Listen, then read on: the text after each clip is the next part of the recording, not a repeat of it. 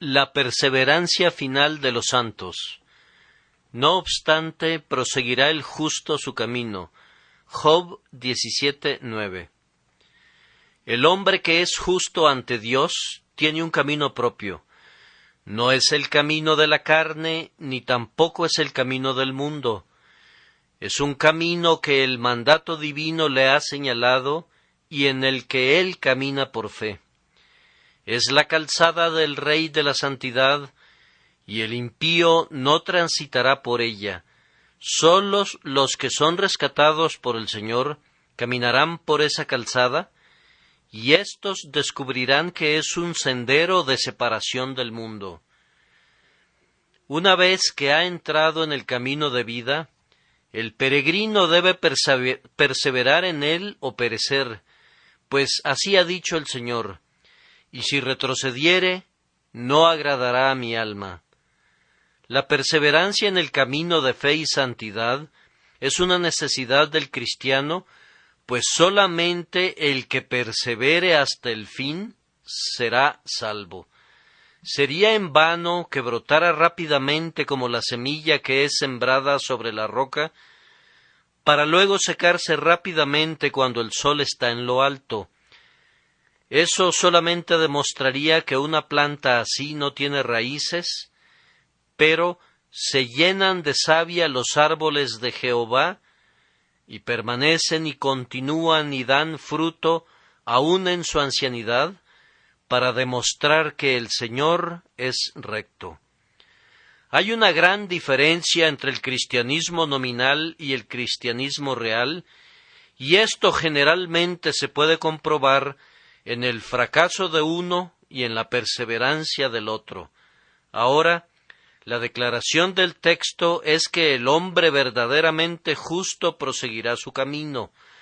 No regresará, no saltará los vallados, ni se desviará a la derecha ni a la izquierda, no descansará quedándose sin hacer nada, ni tampoco desmayará, ni dejará de andar su camino, sino que él proseguirá su camino. Frecuentemente le resultará muy difícil hacerlo, pero él tendrá tal resolución, tal poder de gracia interna que le ha sido otorgado, que él proseguirá su camino con firme determinación, como si se sostuviera con sus dientes y no esté dispuesto a soltarse. Es posible que no siempre viaje a la misma velocidad. No se dice que mantendrá su paso, sino que él proseguirá su camino. Hay momentos en los que corremos sin cansarnos, pero a menudo simplemente caminamos y estamos muy agradecidos porque no desmayamos. Y hay períodos cuando estamos contentos con gatear como un bebé y arrastrarnos hacia arriba con dolor, pero aun así demostramos que proseguirá el justo su camino. Bajo toda clase de dificultades, el rostro del hombre a quien Dios ha justificado está firmemente orientado hacia Jerusalén, y él no se desviará hasta que sus ojos hayan visto al Rey en su hermosura. Esta es una gran maravilla.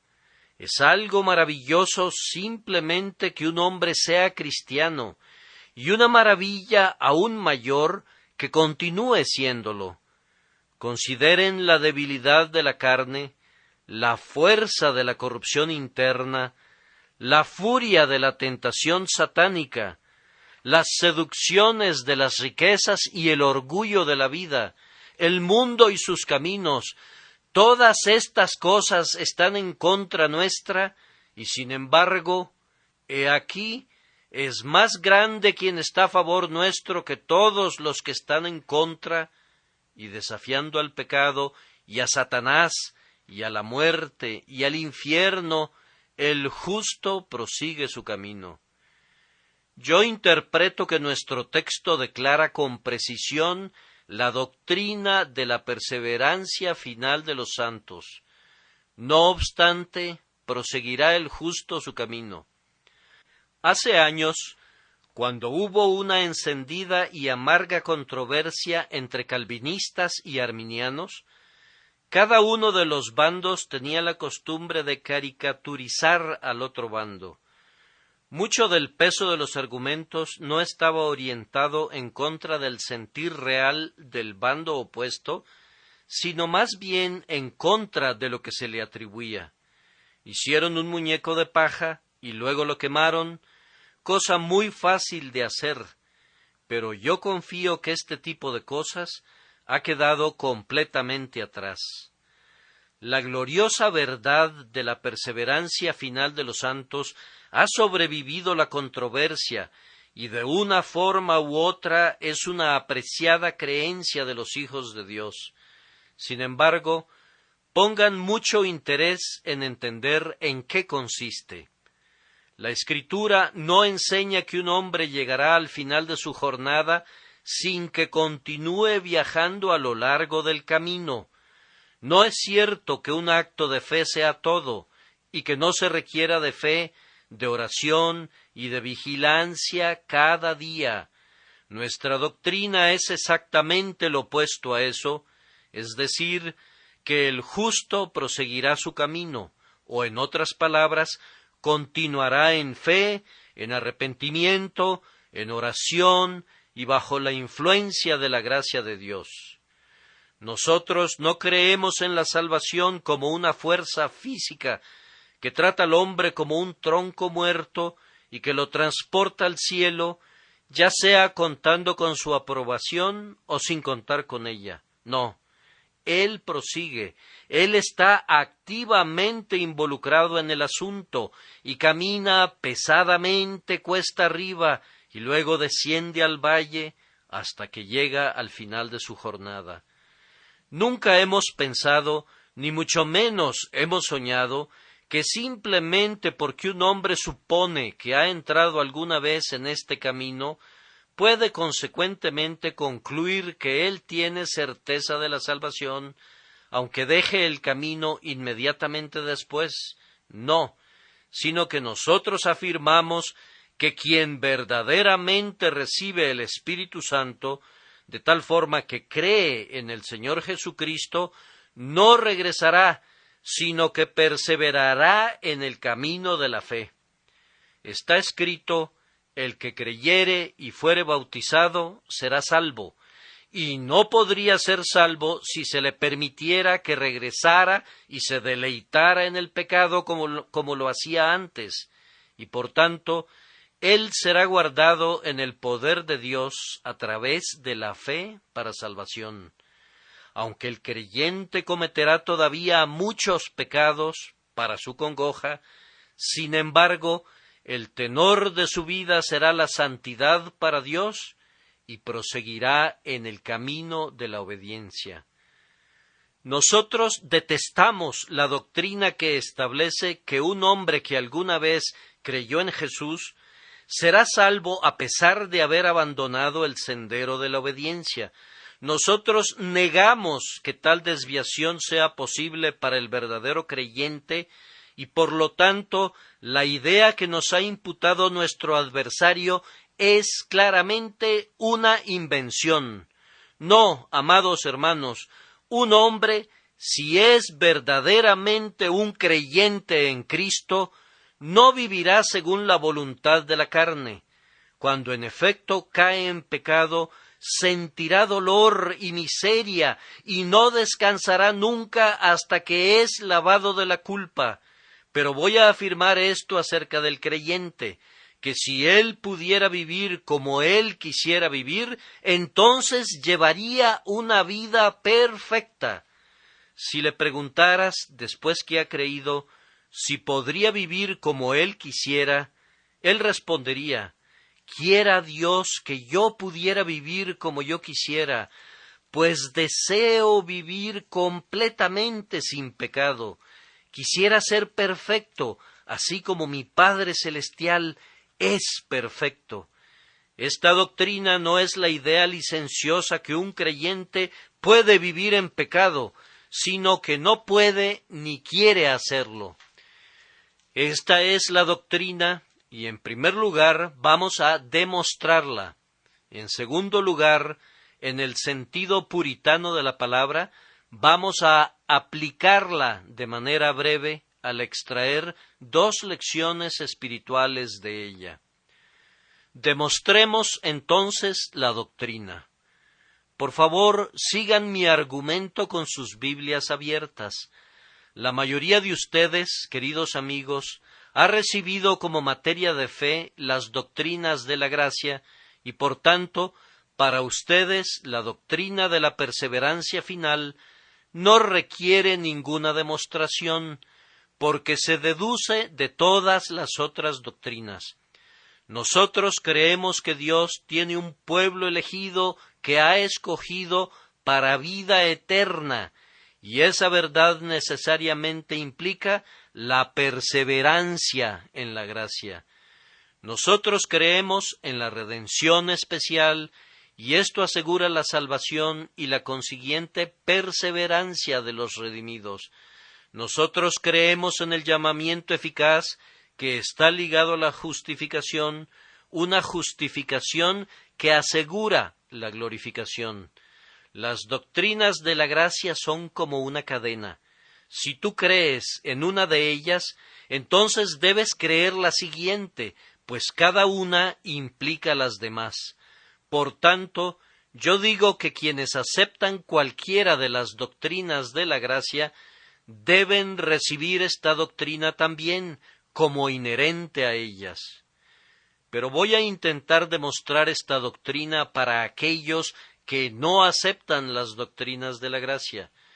No quisiera argumentar en un círculo demostrando algo que ustedes dudan por medio de otra cosa que ustedes también dudan, sino que a la ley y al testimonio. Vamos a remitir este asunto a las palabras reales de la Escritura.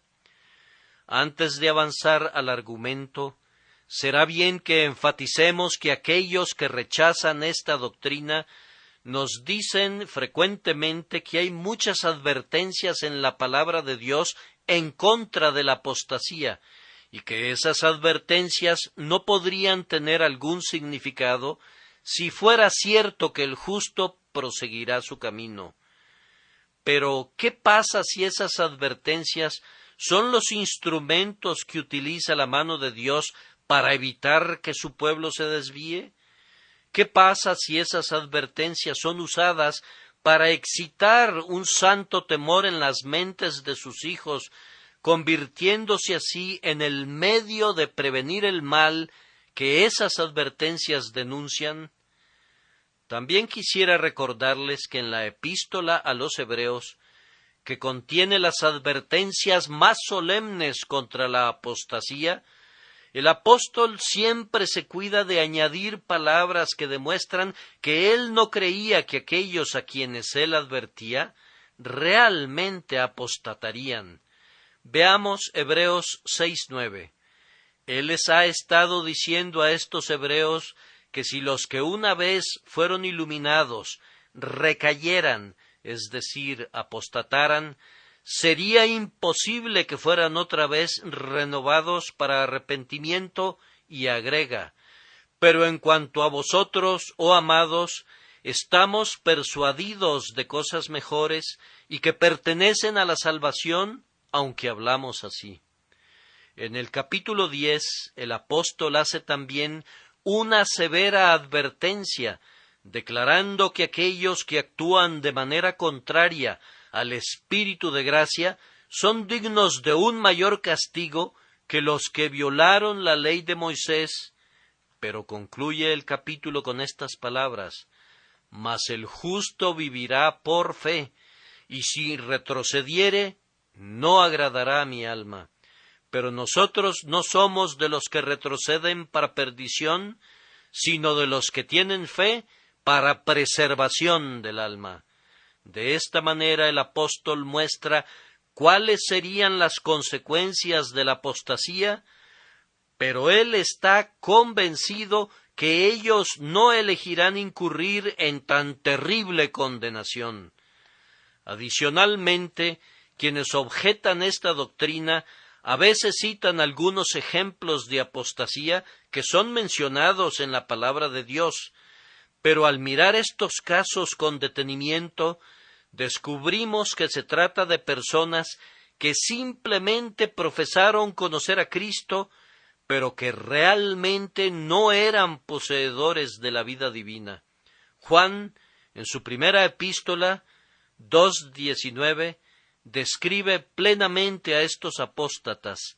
Salieron de nosotros, pero no eran de nosotros, porque si hubiesen sido de nosotros, habrían permanecido con nosotros, pero salieron para que se manifestase que no todos son de nosotros. Aquel memorable pasaje en el Evangelio de Juan es igualmente aplicable, donde nuestro Salvador habla de los pámpanos de la vid que no permanecen en ella, que son echados fuera y arrojados al fuego. Estos son descritos como pámpanos en Cristo que no llevan fruto. ¿Son ellos verdaderos cristianos? ¿Cómo pueden serlo si no llevan fruto? Por sus frutos los conoceréis. El pámpano que lleva fruto es limpiado, pero nunca es echado fuera. Quienes no llevan fruto no son figuras de verdaderos cristianos, sino que representan adecuadamente a simples profesantes. Nuestro Señor, en Mateo 7:22, nos habla en relación a muchos que en ese día dirán, Señor, Señor, y que Él responderá, nunca os conocí. No les dirá, os he olvidado, sino más bien, nunca os conocí, nunca fueron realmente sus discípulos. Pero ahora nos enfocaremos en el argumento mismo. En primer lugar, sostenemos la perseverancia de los santos de manera muy clara a partir de la naturaleza de la vida que es impartida en la regeneración. ¿Qué dijo Pedro en relación a esta vida? La referencia es 1 Pedro 1:23. Él habla del pueblo de Dios como siendo renacidos no de simiente corruptible, sino de incorruptible, por la palabra de Dios que vive y permanece para siempre.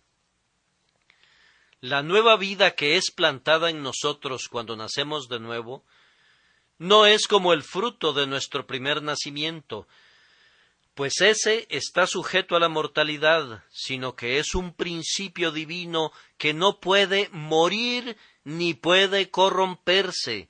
Y si es así, entonces quien lo posee debe vivir para siempre.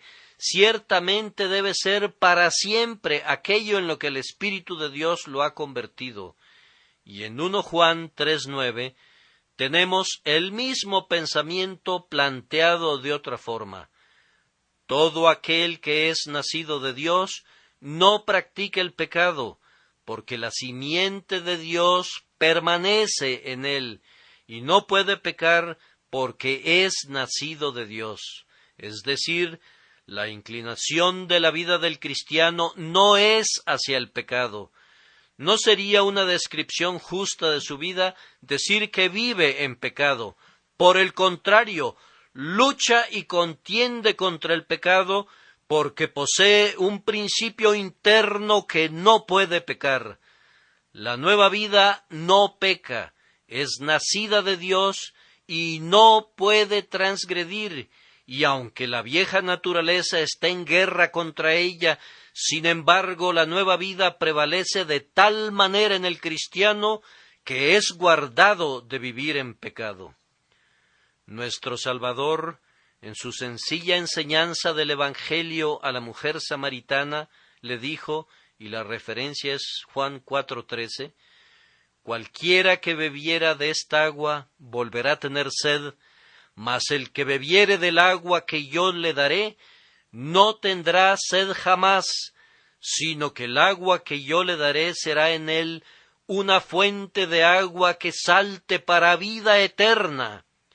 Ahora, si nuestro Salvador le enseñó esto a una mujer pecadora e ignorante en su primera entrevista con ella, Yo entiendo que esta doctrina no está reservada al círculo interno de santos ya maduros, sino que debe predicarse ordinariamente entre la gente común y que debe considerarse como un privilegio extremadamente bendito.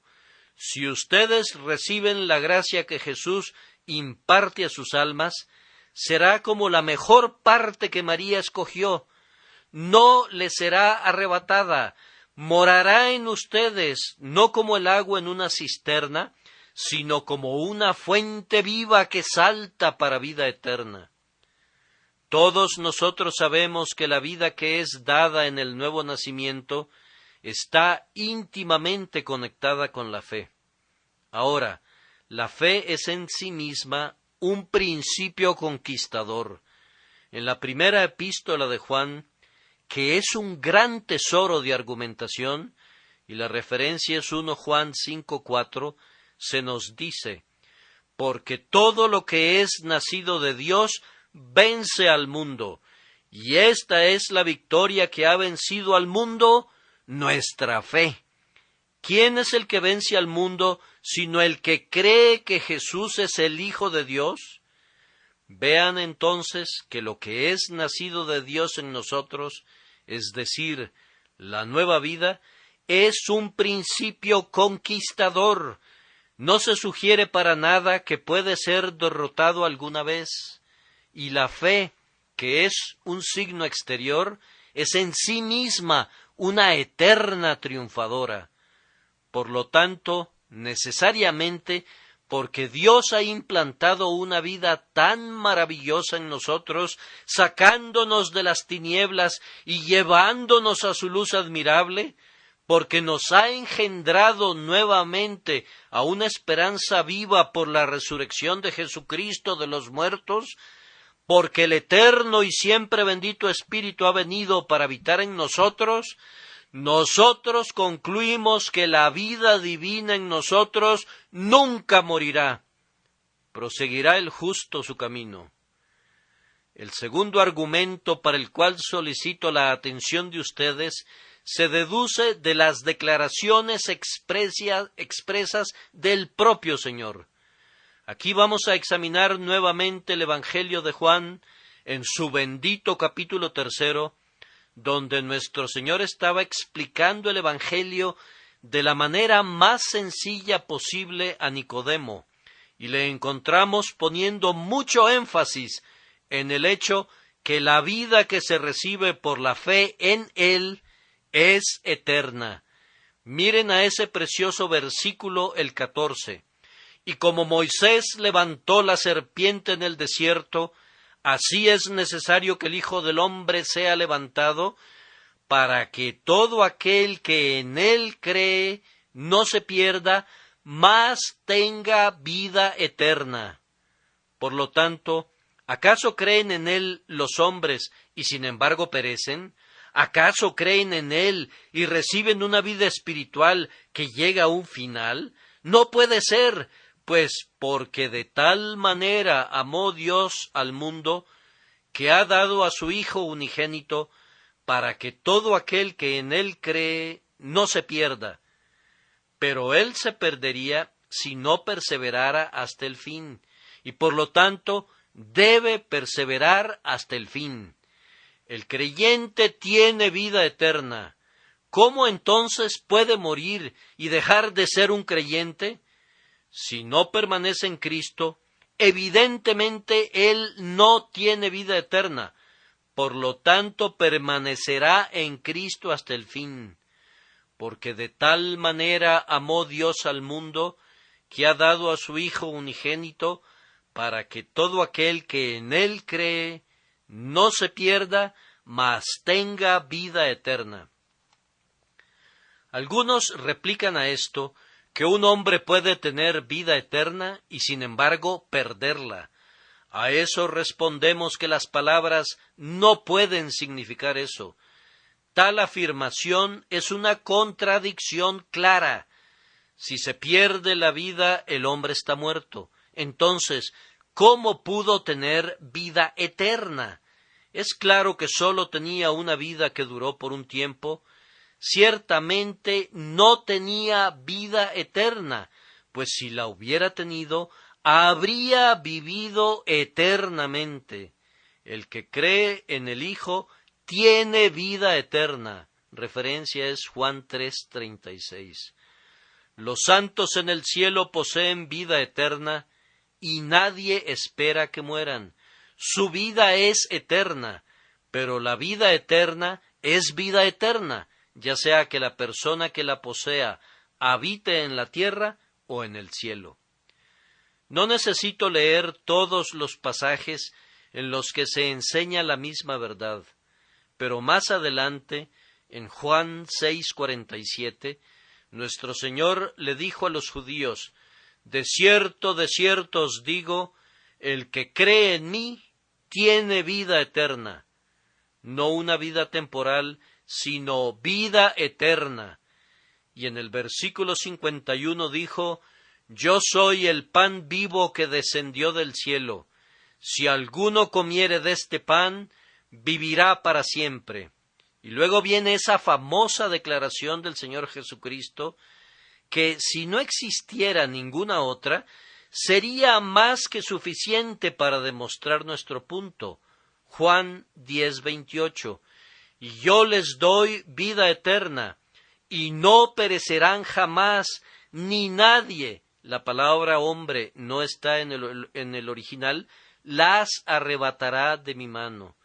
Mi Padre que me las dio es mayor que todos, y nadie las puede arrebatar de la mano de mi Padre. ¿Qué significado tiene sino este? Que Él ha agarrado a su pueblo, y que tiene la intención de sostenerlo muy seguramente en su poderosa mano. ¿Dónde está el poder que puede alcanzarnos allí? ¿O quién podrá arrebatarnos de su mano?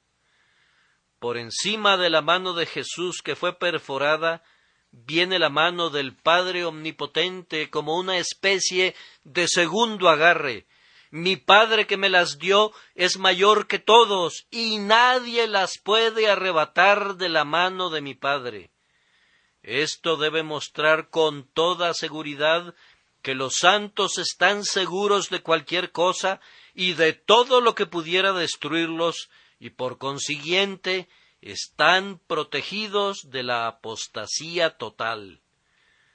Otro pasaje afirma también lo mismo, y es Mateo 24:24, donde el Señor Jesús ha estado hablando de los falsos profetas que van a engañar a muchos, porque se levantarán falsos cristos y falsos profetas, y harán grandes señales y prodigios, de tal manera que engañarán, si fuere posible, aun a los escogidos. Y esto demuestra que es imposible que los escogidos sean engañados por ellos. De las ovejas de Cristo se dice: mas al extraño no seguirán, sino huirán de él, porque no conocen la voz de los extraños, sino que por instinto divino ellos conocen la voz del buen pastor y lo siguen. De esta manera, nuestro Salvador ha declarado, tan sencillamente como las palabras pueden expresarlo, que aquellas personas que son su pueblo poseen la vida eterna en ellos y no perecerán, sino que entrarán en la felicidad eterna. Proseguirá el justo su camino. Un argumento muy bendito para la seguridad del creyente se encuentra en la intercesión de nuestro Señor. No necesitan buscar la referencia bíblica, pues ustedes la conocen muy bien, que muestra la conexión entre la intercesión viva de Cristo y la perseverancia de su pueblo, por lo cual puede también salvar perpetuamente a los que por él se acercan a Dios, viviendo siempre para interceder por ellos. Hebreos 7:25. Nuestro Señor Jesús no está muerto, Él ha resucitado, se ha elevado a la gloria y ahora intercede sobre la base del mérito de su obra perfecta ante el eterno trono, y conforme intercede allí por todo su pueblo, cuyos nombres están escritos en su corazón, como los nombres de Israel estaban escritos en el pectoral del sumo sacerdote, su intercesión salva a su pueblo hasta lo sumo. Si quisieran un ejemplo de esto, deben ver el caso de Pedro que está registrado en Lucas 22:31, donde nuestro Señor dice: Simón, Simón, he aquí Satanás os ha pedido para zarandearos como a trigo, pero yo he rogado por ti que tu fe no falte, y tú, una vez vuelto, confirma a tus hermanos. La intercesión de Cristo no salva a su pueblo de las pruebas, ni de las tentaciones, ni de ser sacudido hacia arriba y hacia abajo como el trigo en la criba, ni tampoco lo salva de una cierta medida de pecado y de dolor, pero sí lo salva de la apostasía total. Pedro fue conservado, y aunque él negó a su Señor, esto fue sólo una excepción a la grandiosa regla de su vida. Por gracia prosiguió su camino, porque no sólo en ese momento, sino muchas otras veces, aunque pecó, tenía un abogado ante el Padre, Jesucristo el justo.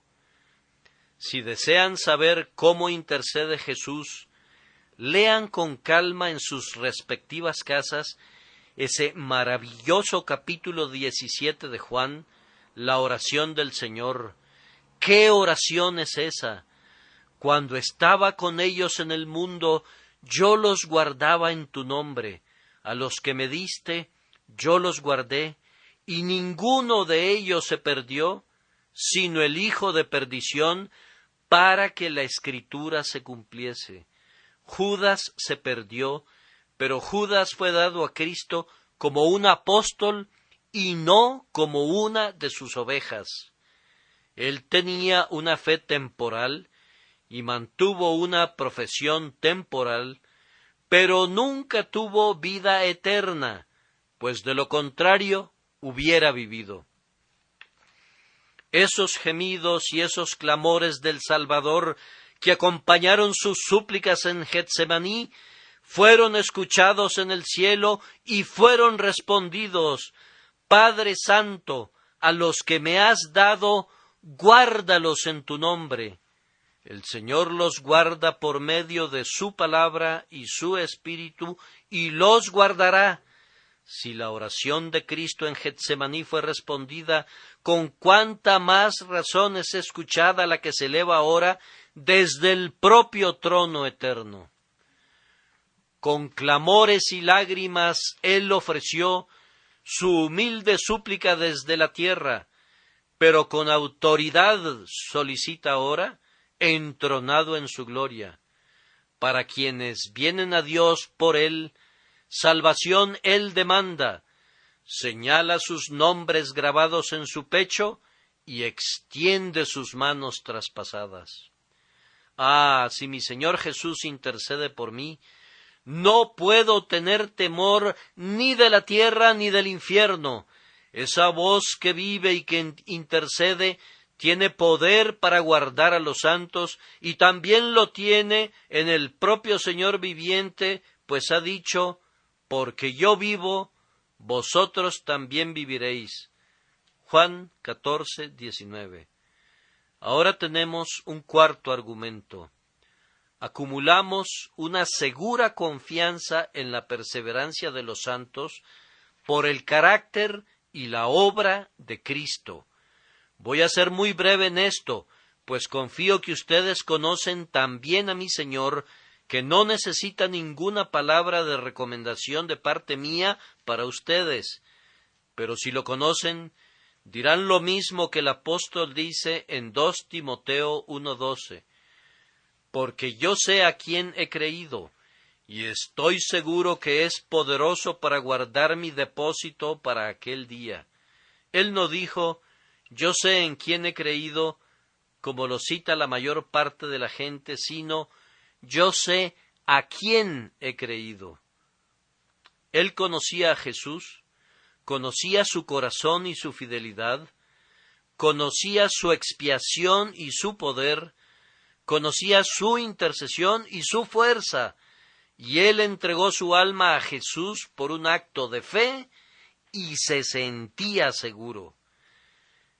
Mi Señor es tan excelente en todas las cosas que sólo necesito darles un vislumbre de su carácter, y ustedes verán lo que fue mientras habitó aquí entre los hombres.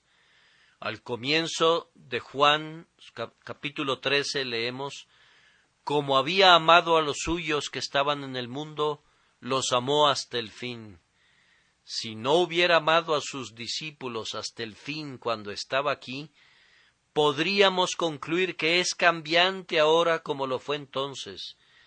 Pero si amó a sus elegidos hasta el fin, cuando todavía estaba en su humillación aquí abajo, esto nos trae la dulce y bendita confianza que ahora que Él está en el cielo, amará hasta el fin a quienes confían en Él.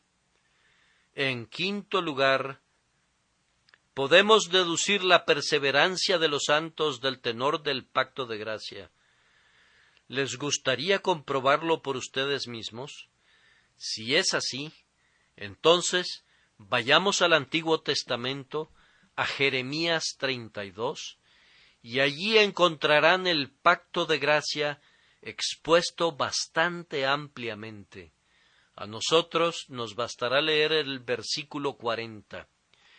Y haré con ellos pacto eterno, que no volveré atrás de hacerles bien, y pondré mi temor en el corazón de ellos, para que no se aparten de mí. Él no se apartará de ellos, y ellos no se apartarán de él. ¿Qué puede ser mayor garantía de su perseverancia hasta el fin? Ahora es muy claro que este es el pacto de gracia bajo el cual vivimos, con base en la epístola a los Hebreos, pues el apóstol cita ese pasaje con este objetivo en el capítulo 8. El tema va más o menos así. He aquí vienen días, dice el Señor, en que estableceré con la casa de Israel y la casa de Judá un nuevo pacto, no como el pacto que hice con sus padres el día que los tomé de la mano para sacarlos de la tierra de Egipto, porque ellos no permanecieron en mi pacto, y yo me desentendí de ellos, dice el Señor. Por lo cual, este es el pacto que haré con la casa de Israel después de aquellos días, dice el Señor. Pondré mis leyes en la mente de ellos, y sobre su corazón las escribiré, y seré a ellos por Dios, y ellos me serán a mí por pueblo. El antiguo pacto tenía un sí incorporado en él, y por lo tanto sufrió un naufragio. Era: si ustedes obedecen, entonces serán bendecidos. Y viene una falla de parte del hombre, y todo el pacto terminó en desastre. Era el pacto de obras, y bajo ese pacto estábamos en servidumbre hasta que fuimos liberados de él e introducidos al pacto de la gracia, que no tiene ningún sí incorporado, sino que manifiesta claramente el peso de la promesa. Es: yo haré y ustedes harán en todo momento. Seré a ellos por Dios, y ellos me serán a mí por pueblo. Gloria sea dada a Dios, porque este pacto no dejará de tener vigencia, pues vean cómo el Señor declara su carácter durable en el libro de Isaías 54:10. Porque los montes se moverán y los collados temblarán, pero no se apartará de ti mi misericordia, ni el pacto de mi paz se quebrantará, dijo Jehová, el que tiene misericordia de ti. Y nuevamente en Isaías 55:3, y haré con vosotros pacto eterno, las misericordias firmes de David. La idea de apartarse totalmente de la gracia es una reliquia del viejo espíritu legal, es una separación de la gracia para caer nuevamente bajo la ley. Y yo les exhorto a ustedes que alguna vez han sido esclavos emancipados y han logrado que las cadenas de la servidumbre legal hayan sido soltadas de sus manos, nunca consientan llevar esas ataduras de nuevo. Cristo los ha salvado si en verdad ustedes creen en Él, y no los ha salvado por una semana, o por un mes, o un trimestre, o un año, o 20 años, sino que Él les ha dado vida eterna, y nunca perecerán, y nadie los arrebatará de su mano. Gócense en este bendito pacto de gracia. El sexto argumento, que es muy poderoso, se deduce de la fidelidad de Dios. Miren en Romanos 11:29. ¿Qué dijo el apóstol allí, hablando por el Espíritu Santo? Porque irrevocables son los dones y el llamamiento de Dios, que quiere decir que Él no da vida ni perdona a un hombre y lo llama por gracia, y luego se arrepiente de lo que ha hecho y retira las buenas cosas que ha otorgado. Dios no es hombre para que mienta, ni hijo de hombre para que se arrepienta. Cuando extiende su mano para salvar, no la retira hasta que la obra es consumada. Su palabra es: porque yo Jehová no cambio. Por esto, hijos de Jacob, no habéis sido consumidos. Malaquías 3:6. Además, el que es la gloria de Israel no mentirá, ni se arrepentirá. 1 de Samuel 15:29. El apóstol quiere que afirmemos nuestra confianza en la perseverancia sobre la confirmación que la fidelidad divina ciertamente nos la va a dar. Él dice en 1 Corintios 1:8, el cual también os confirmará hasta el fin, para que seáis irreprensibles en el día de nuestro Señor Jesucristo. Fiel es Dios, por el cual fuisteis llamados a la comunión con su Hijo Jesucristo, nuestro Señor. Y nuevamente dice algo parecido en 1 Tesalonicenses 5:24, fiel es el que os llama, el cual también lo hará.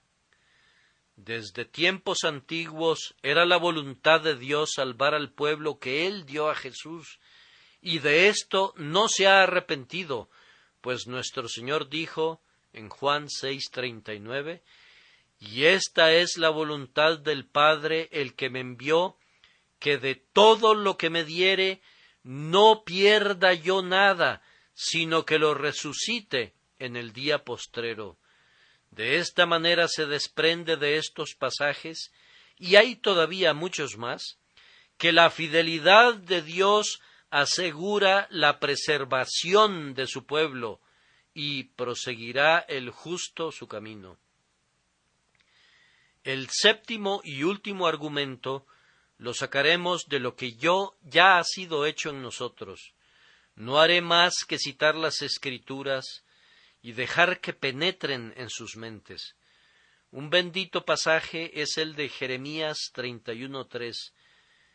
Jehová se manifestó a mí hace ya mucho tiempo, diciendo, con amor eterno te he amado, por tanto te prolongué mi misericordia.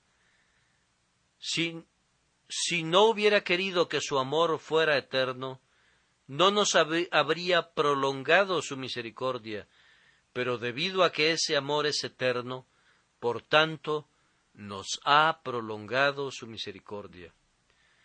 El apóstol argumenta de manera muy elaborada en Romanos 5:9 y 10, pues mucho más, estando ya justificados en su sangre, por él seremos salvos de la ira, porque si siendo enemigos fuimos reconciliados con Dios por la muerte de su Hijo, mucho más, estando reconciliados, seremos salvos por su vida.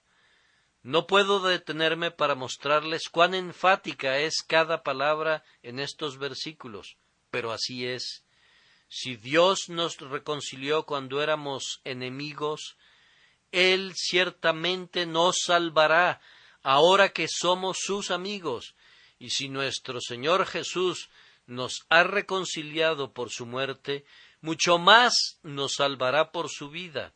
Así que podemos estar seguros de que Él no dejará ni abandonará a quienes ha llamado. Necesitan que traiga a sus mentes ese capítulo dorado, el 8 de Romanos, el más noble de cualquier lengua que jamás haya sido escrito por la pluma de un hombre, porque a los que antes conoció, también los predestinó para que fuesen hechos conformes a la imagen de su Hijo, para que Él sea el primogénito entre muchos hermanos. Y a los que predestinó, a éstos también llamó, y a los que llamó, a éstos también justificó, y a los que justificó, a éstos también glorificó. No hay ningún rompimiento en la cadena entre justificación y glorificación, y ningún rompimiento que podamos suponer que pueda ocurrir, pues el apóstol lo coloca fuera de cualquier peligro cuando dice: ¿quién acusará a los escogidos de Dios? Dios es el que justifica. ¿Quién es el que condenará? Cristo es el que murió, más aún, el que también resucitó, el que además está a la diestra de Dios, el que también intercede por nosotros. ¿Quién nos separará del amor de Cristo? Luego Él nos presenta todas las cosas que podrían suponerse que separan y dice: por lo cual estoy seguro que ni la muerte, ni la vida, ni ángeles, ni principados, ni potestades, ni lo presente, ni lo porvenir, ni lo alto, ni lo profundo, ni ninguna otra cosa creada nos podrá separar del amor de Dios que es en Cristo Jesús, Señor nuestro. De la misma manera, el apóstol escribe en Filipenses 1:6: estando persuadido de esto, que el que comenzó en vosotros la buena obra, la perfeccionará hasta el día de Jesucristo.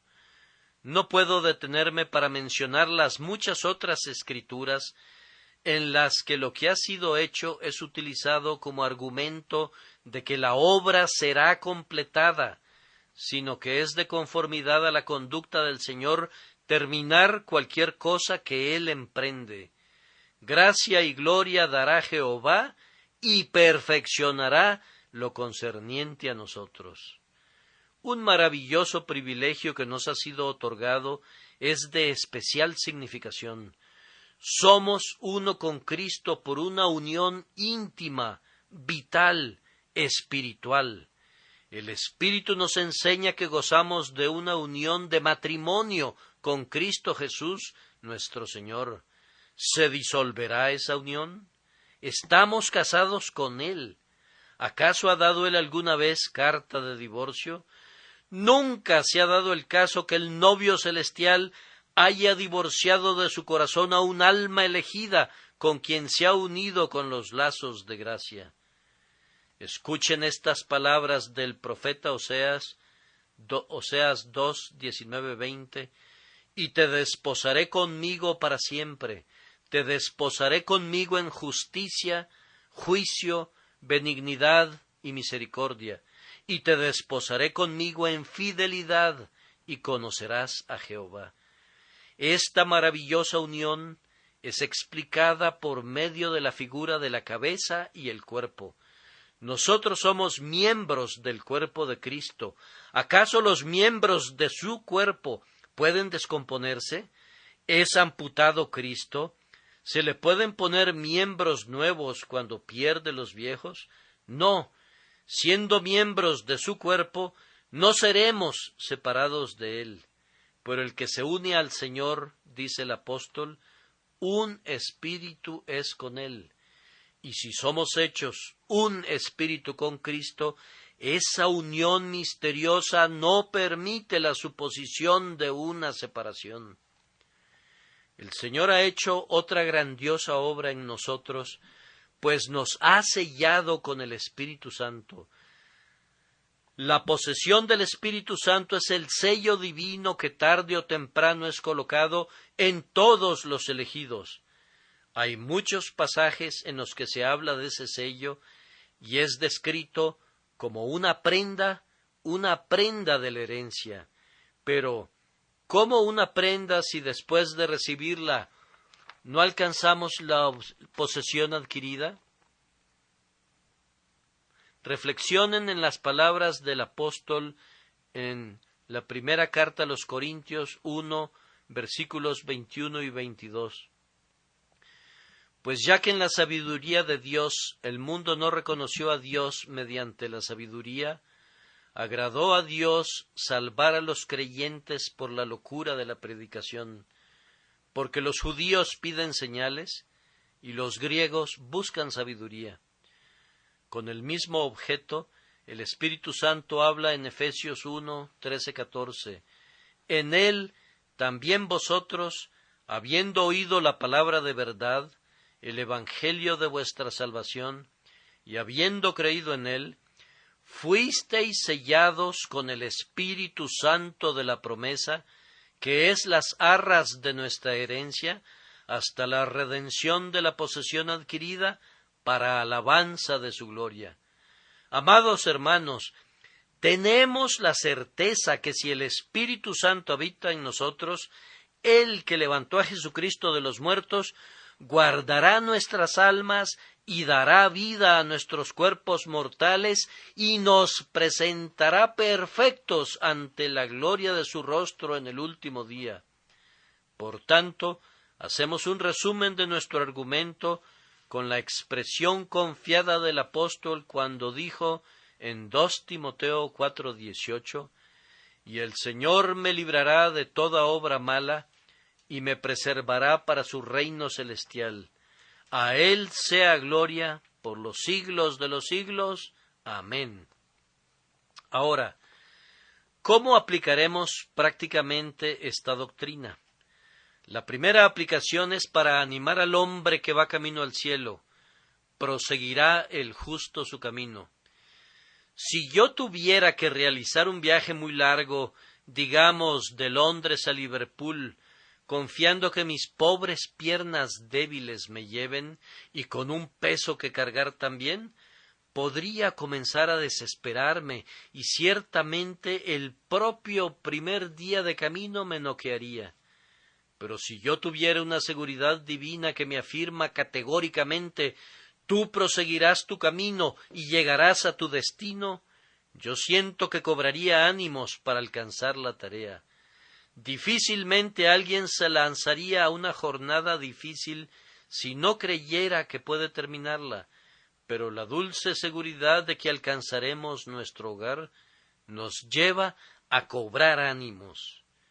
El tiempo es lluvioso, húmedo, muy ventoso, pero debemos proseguir, pues el fin está garantizado. El camino es muy difícil y corre por colinas y valles.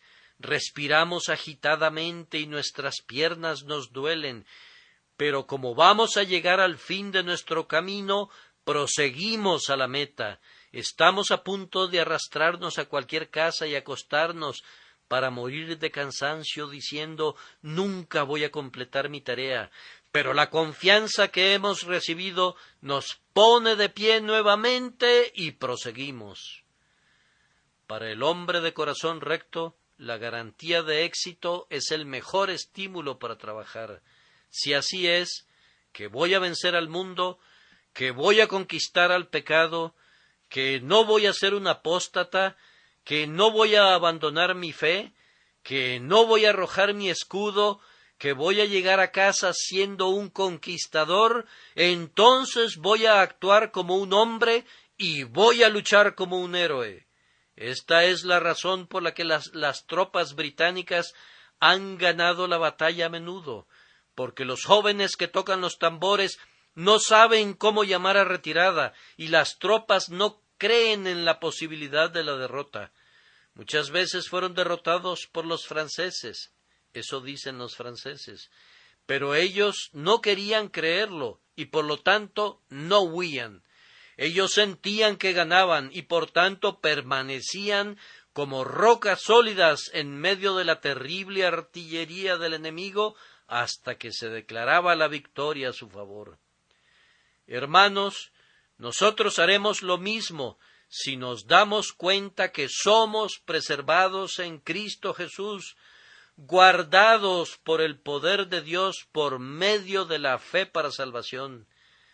Cada creyente verdadero será un conquistador, y esta es la razón para pelear una buena guerra. Está preparada para nosotros una corona de vida en el cielo que no perderá su color. La corona está preparada para nosotros y no para quienes vienen de manera imprevista. La corona reservada para mí es tal que nadie más puede usarla. Y si es así, entonces voy a combatir y voy a esforzarme hasta el fin, hasta que el último enemigo sea vencido y la muerte misma esté muerta. Otra aplicación es esta. ¿Qué estímulo es este para los pecadores que desean la salvación? Debe guiarlos a venir y recibir esto con un deleite agradecido. Quienes niegan esta doctrina ofrecen a los pecadores una pobre salvación devaluada, que no vale la pena, y no es sorprendente que los pecadores no se queden con ella. Así como el Papa dio Inglaterra al rey de España, si hubiera podido obtener ese país, así ellos ofrecen la salvación de Cristo si un hombre puede merecerla por medio de su propia fidelidad. De conformidad con algunas personas, la vida eterna es dada a ustedes, pero puede ser que no sea eterna. Puedes perderla, puede durar solo un poco de tiempo. Cuando yo no era más que un niño, me preocupaba porque veía algunos de mis jóvenes compañeros que eran un poco mayores que yo, cuando se convertían en aprendices y llegaban a Londres, que se convertían en personas viciosas. He escuchado los lamentos de sus madres y he visto sus lágrimas por sus hijos. He escuchado a sus padres que expresaban su amarga pena por esos muchachos a quienes yo había conocido en mi clase, como muy buenas personas, como yo no hubiera podido serlo jamás, y me inquietaba con horror la idea de que yo tal vez podría pecar como ellos. Ellos no guardaban el día del Señor. Hubo un caso de un robo de una caja fuerte para irse de farra el domingo. Simplemente pensar en eso me aterraba. Yo anhelaba mantener un carácter sin mancha, y cuando escuché que si yo entregaba mi corazón a Cristo, Él me guardaría, eso fue precisamente lo que me conquistó. Parecía un seguro de vida celestial para mi carácter, que si yo me entregaba verdaderamente a Cristo, Él me salvaría de los errores de la juventud, me preservaría en medio de las tentaciones de la edad adulta y me guardaría hasta el fin. Me agradaba el pensamiento que si yo era hecho justo por la fe en Cristo Jesús, proseguiría mi camino por el poder del Espíritu Santo. Eso que me agradó en mi niñez es aún más atractivo para mí en mi edad adulta. Yo estoy feliz de predicarles una salvación cierta y eterna. Siento que tengo algo que ofrecerles el día de hoy, que es digno de la pronta aceptación de cada pecador. No tengo las condiciones de sí ni pero para diluir el puro evangelio de mi mensaje. Aquí está: el que creyere y fuere bautizado será salvo. Se me cayó un pedazo de hielo al piso ayer, y le dije a alguien que estaba conmigo en la habitación: ¿acaso no es eso un diamante? Ah, me respondió, no lo dejarías en el piso, te lo garantizo, si fuera un diamante de ese tamaño. Pero yo tengo un diamante aquí, vida eterna, vida para siempre. Me parece que se darán prisa para tomarlo de inmediato, para que sean salvos ahora, para ser salvados en la vida, para ser salvados en la muerte, para ser salvados en la resurrección, para siempre, por el poder eterno y el amor infinito de Dios. ¿Acaso no vale la pena tener esto? Pobre alma, agárralo. Tú puedes tenerlo simplemente creyendo en Jesucristo, o, en otras palabras, confía tu alma a Él. Deposita tu eterno destino en este banco divino, y luego puedes decir: porque yo sé a quién he creído, y estoy seguro que es poderoso para guardar mi depósito para aquel día. Que el Señor los bendiga, por Cristo nuestro Señor. Amén.